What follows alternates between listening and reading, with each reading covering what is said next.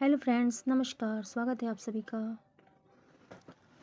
आज की क्लास में हम वाक्यों के लिए एक शब्द पढ़ने वाले हैं जो कि आपके हर एग्ज़ाम के लिए बहुत ही इम्पोर्टेंट रोल प्ले करते हैं।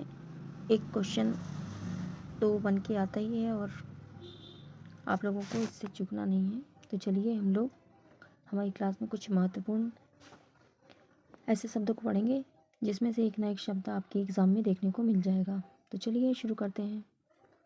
वाक्यों के लिए एक शब्द। वाक्यों के एक शब्द का मतलब होता क्या है? कम से कम शब्दों में अधिक से अधिक भावों को व्यक्त कर देना। कि हम अधिक ना बोल के बिल्कुल थोड़े में अपनी बात को कंप्लीट कर दें। कम से कम शब्दों में अधिक से अधिक भावों को व्यक्त कर देना। ऐसे शब्दों को स्थानापन्न शब्द भी कहा जाता है। चलिए शुरू करते हैं। जीवन जीने की इच्छा। जीवन जीने की इच्छा को कहा गया है जिजीविषा। जिजीविषा कहा गया है जीवन जीने की इच्छा के लिए। जीवन जीने की इच्छा रखने वाला, दोनों में अंतर है। जीवन जीने की इच्छा जिजीविषा और जीवन जीने की इच्छा रखने वाला जिजीविषु। जीवन जीने की इच्छा हो गई हो, जीवन जीने की इच्छा हो गई हो, उसे कहा जाता है जिजीविषित। जिजीविषित। जीवन जीने की इच्छा के योग्य, जीवन जीने की इच्छा के योग्य को कहा जाता है जिजीविष्य। जिजीविष्य। देख रहे हैं आप लोग, चार लाइन लिए मैंने, लेकिन चारों में कुछ ना कुछ अंतर देखने को मिल रहा है। जीतने की इच्छा, जीतने की इच्छा को कहा गया है जिगीषा। जिगीषा, ये सभी बहुत इंपॉर्टेंट है। जीतने की इच्छा रखने वाला जिगीषु। जिगीषु। मरने की इच्छा मुर्मुषा।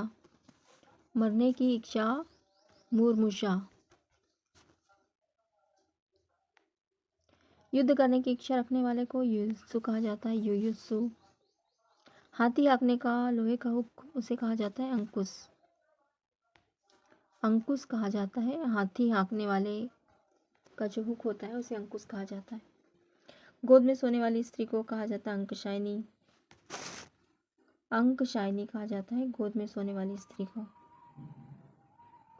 जो बिना ढका हुआ हो, जो बिना ढका हुआ हो उसे अनावृत कहा जाएगा, अनावृत। संपूर्ण जीवन को आजीवन कहा जाता है। अतिथि की सेवा करने वाला, अतिथि की सेवा करने वाले को हम आतिथेय कहते हैं। आतिथेय, आतिथेयी। हिसाब क्या है वह आदि की जांच करने वाले को हम अंकेक्षक कहा जाता है। अंगेशक, अंगेशक, अंगेक्षक। पृथ्वी और आकाश के बीच का स्थान, पृथ्वी और आकाश के बीच के स्थान को अंतरिक्ष कहा जाता है। जो अंडे से उत्पन्न होने वाला, अंडे से उत्पन्न होने वाला अंडज। महल का भीतरी भाग अंतःपुर। महल का भीतरी भाग अंतःपुर।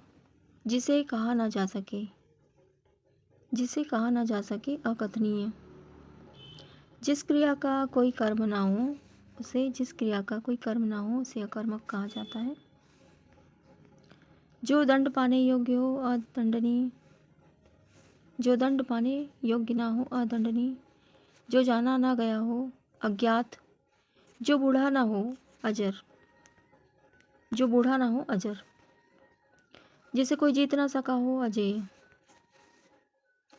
पदार्थ का सबसे छोटा इंद्रिय ग्राह्य विभाग या मात्रा से हम क्या कहेंगे? अणु। अणु कहेंगे सबसे छोटा।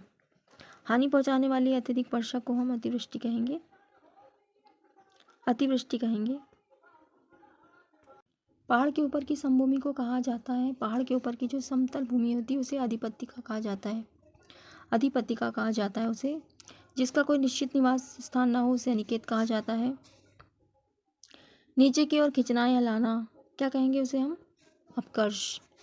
नीचे की ओर खींचना या लाना को हम अपकर्ष कहेंगे। जिसकी कोई आशा ना हो उसे अप्रत्याशित कहा जाता है। अप्रत्याशित कहा जाता है। किसी वस्तु को प्राप्त करने की उत्कट अभिलाषा को हम अभिप्सा कहेंगे। अभिप्सा कहेंगे। ये सभी बहुत ही महत्वपूर्ण मैं आपके लिए चुन चुन कर लाई हूँ। किसी वस्तु का भीतरी भाग उसे अभ्यंतर कहेंगे। जिसका शत्रु जन्मा ही ना हो अजात शत्रु, जिसकी तुलना ना की जाए अतुलनीय, इंद्रियों की पहुंच से बाहर, इंद्रियों की पहुंच से बाहर अतीन्द्रिय, किसी बात को अत्यधिक बढ़ाकर कहना को हम कहेंगे अतिशयोक्ति। अतिशयोक्ति कहेंगे। इंद्रियों की पहुंच से बाहर को अतीन्द्रिय कहा जाता है।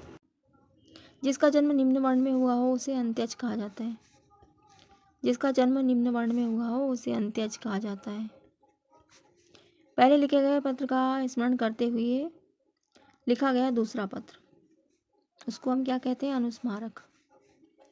अनुस्मारक कहा जाता है। जो कुछ जानता हो उसको अज्ञ कहते हैं। दोपहर के बाद के समय को अपराह्न कहते हैं और पहले के समय को पूर्वाह्न कहते हैं। जो व्यक्ति विदेश में रहता हो उसको क्या कहते हैं? अप्रवासी। फेंक कर चलाया जाने वाला, फेंक कर चलाया जाने वाला उसे हम अस्त्र कहते हैं। प्रारंभ से अंत तक, प्रारंभ से अंत तक को आद्योपांत कहेंगे। आद्योपांत। भोजन के बाद बचा हुआ अन्न को हम उच्छिष्ट कहेंगे। भोजन के बाद बचे हुए अन्न को उच्छिष्ट कहा जाता है।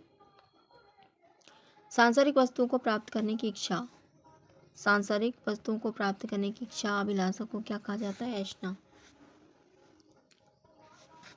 किए गए उपकार को न मानने वाला, किए गए उपकार को न मानने वाला कृतघ्न।